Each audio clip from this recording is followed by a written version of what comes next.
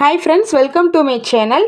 இந்த வீடியோவில் ஆடுங்களுக்கு கூழ் கொடுக்கறதுனால கிடைக்கிற நன்மை என்னென்ன அப்படின்னு சொல்லிட்டு டீட்டெயிலாக பார்க்க போகிறோம்.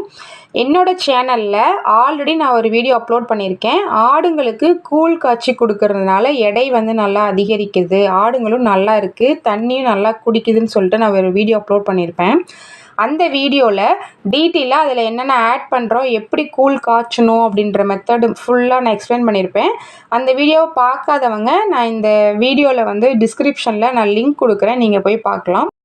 ஓகே, இப்போது அந்த கூழ் கொடுக்கறதுனால ஆடுங்களுக்கெலாம் என்னென்ன பெனிஃபிட் சொல்லி நான் சொல்லிடுறேங்க. இதில் நாங்கள் ஆட் பண்ணுற பொருளில் வந்து கம்பு நாங்கள் ஆட் பண்ணுறோம். கம்பு வந்து உங்கள் எல்லாத்துக்குமே தெரியும், எடை வந்து நல்லாவே அதிகரிக்குங்க, நல்லா ஜீரணமாகிற ஒரு பொருள் தான் கம்பு. ஸோ அந்த கம்பு வந்து நாங்கள் இந்த கூழில் ஆட் பண்ணியிருக்கோம். அடுத்தது வந்து வெள்ளை சோளம் பார்த்திங்கன்னா அதில் நல்லாவே கார்போஹைட்ரேட் அதிகமாக இருக்குங்க. ஸோ அதனால் கார்போஹைட்ரேட் அதிகமாக இருக்கனால ஆடுங்களுக்கு வந்து நல்ல எனர்ஜியை வந்து கொடுக்குது. அடுத்தது மக்காசோளம் பார்த்திங்கன்னா நார்மலாகவே எல்லாருமே வந்து வெறும் மக்காசோளத்தை மட்டுமே வந்து கொடுத்து ஆடுங்களை வந்து வெயிட் வந்து அதிகரிக்க வைப்பாங்க. ஸோ அதே மாதிரி மக்காசோளத்தில் வந்து வெயிட் அதிகரிக்கிற திறன் அதிகமாக இருக்குது, எனர்ஜியுமே அதிகமாக கிடைக்குது, ஆடுமே நல்லா வளருங்க. ஸோ அதனால் மக்காசோளமும் இந்த கூழில் நாங்கள் ஆட் பண்ணியிருக்கோம். அடுத்தது வந்து கோதுமை வந்து கம்பல்சரி ஆட் பண்ணணும். நாங்கள் சொல்கிற எல்லா பொருளுமே நீங்கள் ஆட் பண்ணிவிட்டு கோதுமை மட்டும் ஆட் பண்ணாமல் விட்டுறாதீங்க. ஏன்னா கோதுமை தான் வந்து அந்த கூழுக்கு வந்து ஒரு டேஸ்ட்டை வந்து கொடுக்குங்க. ஸோ அந்த கோதுமையால் ஆடுங்க வந்து நல்லாவே தண்ணி நல்லா குடிக்க வைக்கிறதுக்கு அந்த கோதுமை வந்து ஒரு மஸ்ட் இம்பார்ட்டண்டான ஒரு பொருள். ஸோ அதை வந்து யாரும் அவாய்ட் பண்ணிட வேண்டாம். ஸோ அதையும் ஆட் பண்ணிக்கோங்க. அடுத்தது பருத்தி கொட்டை நார்மலாகவே நம்ம வந்து மாடுங்களுக்குமே கூட இந்த வந்து பருத்தி கொட்டையை ஆட்டி கொடுப்பாங்க, ஏன்னா பால் நல்லா ப்ரொடியூஸ் ஆகும்னு சொல்லிட்டு. ஸோ அதே மெத்தட் தான் இங்கேயும் வந்து குட்டி போட்ட ஆட்டுங்களுக்கு வந்து பால் வந்து நல்லா செக்ரேட் ஆகும். ஸோ பால் மட்டும்தான் அதிகமாக செக்ரேட் ஆகுமா அப்படின்னாலும் பருத்தி கொட்டையில் இன்னும் பெனிஃபிட்ஸ் இருக்குது. அதில் நிறைய ப்ரோட்டீன்ஸ் இருக்குது, கொழுப்பு சத்து நிறைய இருக்குது. அதே மாதிரி ஆடு வளர்ச்சிக்கு வந்து நல்ல பெஸ்ட்டான ஒரு பொருள் வந்து பருத்தி கொட்டை. ஸோ அதனால் பருத்தி கொட்டையுமே வந்து நீங்கள் ஆட் பண்ணிக்கோங்க. அடுத்து வந்து சோயாவில் அதிகமான ஒரு புரதச்சத்து இருக்குங்க, தசை வளர்ச்சிக்கு ரொம்ப மெயின். அதே மாதிரி குட்டிகள் வந்து சீக்கிரமாக வேகமாக வளர்கிறதுக்கு இது வந்து சோயா வந்து ஒரு must important. So please don't avoid it. So இதையும் ஆட் பண்ணிக்கோங்க. ஆடுமே வந்து நல்லா ஸ்ட்ரென்த்தாக நல்லா வலிமையாக இருக்குங்க. அடுத்து பலதானியம் ஆட் பண்ணுறோன்னு சொல்லியிருந்தேன். பலதானியத்தில் வந்து எல்லா சத்துக்களுமே இருக்குது. ஸோ எல்லா தானியமும் இதில் கலந்து இருக்குது. ஸோ எல்லா சத்துக்களுமே வந்து ஈக்குவலான ஒரு ஊட்டச்சத்து வந்து ஆடுங்களுக்கு வந்து கிடைக்கும். அதே மாதிரி நோய் எதிர்ப்பு சக்தியுமே வந்து அதிகரிக்குங்க இந்த பலதானியம் வந்து நம்ம ஆட் பண்ணுறதுனால.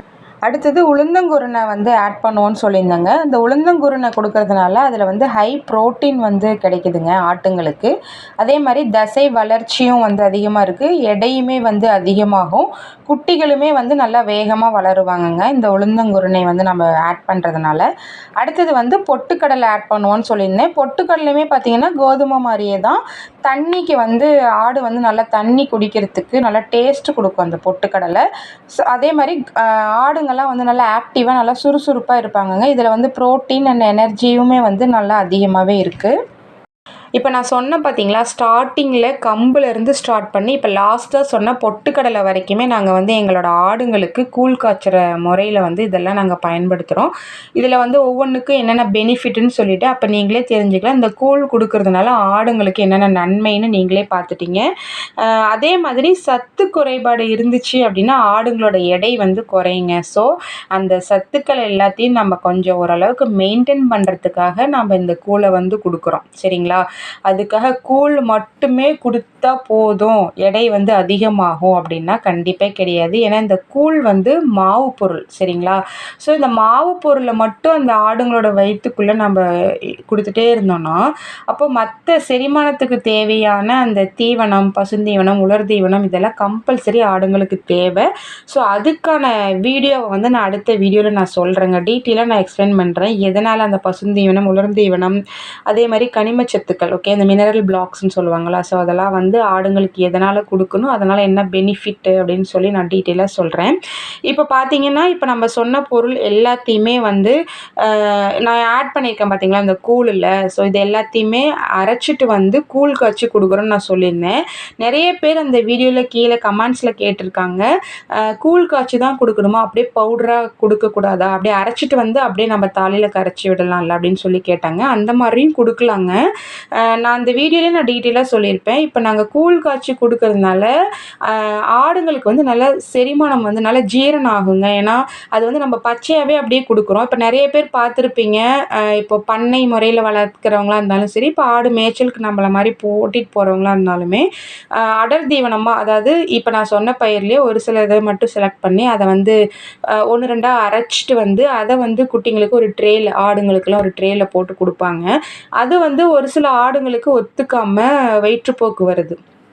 ஸோ அதே தான் நம்ம அரைச்சி கொடுத்தாலும் அந்த மாதிரி வர்றதுக்கு வாய்ப்பு இருக்கிறதுனால, நாங்கள் வந்து கூழ் காய்ச்சி கொடுக்கும்போது ஆடுங்க வந்து அந்த கூழ் காய்ச்சாமல் கொடுக்குற அந்த பவுடரை மிக்ஸ் பண்ண தண்ணியை குடிக்கிறத விட இந்த தண்ணியை நல்லா விரும்பி குடிக்கிறாங்கங்க.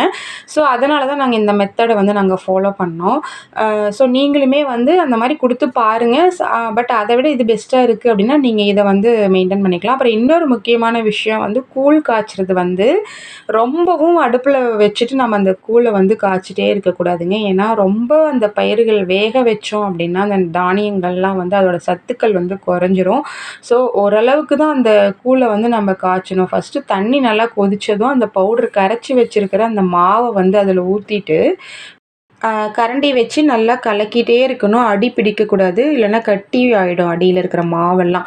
ஸோ கலக்கிட்டே குக் பண்ணிகிட்டே இருந்தீங்க அப்படின்னா என்னாகும் அப்படின்னா அதில் இருக்கிற அந்த தானியத்தோட சத்துக்கள் எல்லாமே குறைஞ்சிருங்க. ஸோ முடிஞ்ச அளவுக்கு நீங்கள் கொஞ்சம் சீக்கிரமாகவே அந்த கூழை வந்து இறக்கிடலாம் அடுப்புலேருந்து, சரிங்களா? அடுத்தது ஆடுங்க வந்து நல்லாவே தண்ணி குடிக்கணுங்க. மாவு பொருள் எவ்வளோ தான் நம்ம அடர் தீவனம் வந்து நம்ம இந்த மாதிரி கூழ் காய்ச்சாமல் அடர் தீவனமாகவே கொடுத்தாலும் ஆடுங்களுக்கு வந்து தண்ணி நிறைய இன்டேக் எடுத்துக்கணும். ஸோ இந்த கூழ் காய்ச்சி நம்ம தண்ணியில் கலந்தோம் அப்படின்னா ஆடுங்க வந்து தண்ணியும் நல்லாவே குடிச்சிக்கிறாங்க. அது அட் த சேம் டைம் அவங்களுக்கு கிடைக்க வேண்டிய அந்த எல்லா சத்துக்களும் நம்ம இப்போ பார்த்தோம் இல்லைங்களா, ஒவ்வொன்றுலையும் என்னென்ன சத்துக்கள் இருக்குன்னு. ஸோ இது எல்லா சத்துமே வந்து கிடைச்சிருங்க. ஸோ முடிஞ்ச அளவுக்கு வந்து நீங்கள் அந்த வீடியோவை போய் நீங்கள் பாருங்கள். அந்த புதுசாக யாராவது பார்க்குறீங்கன்னா அந்த வீடியோவை பாருங்கள், உங்களுக்கு டீட்டெயிலாக தெரியும். ஃபஸ்ட் டைம் வந்து எவ்வளோ கொடுக்கணும், புதுசாக நீங்கள் இன்ட்ரடியூஸ் பண்ணுறீங்க இந்த கூழ் அப்படிங்கும்போது நீங்கள் எவ்வளோ கொடுக்கணும் அப்படின்ற எல்லாமே நான் டீட்டெயிலாக சொல்லியிருக்கேன். ஸோ இந்த கூழ் வந்து குடிக்கிறதுனால ஆடுங்களுக்கு வந்து என்னென்ன பெனிஃபிட்ஸ் அப்படின்னு நீங்கள் இந்த வீடியோவில் பார்த்துருக்கீங்க.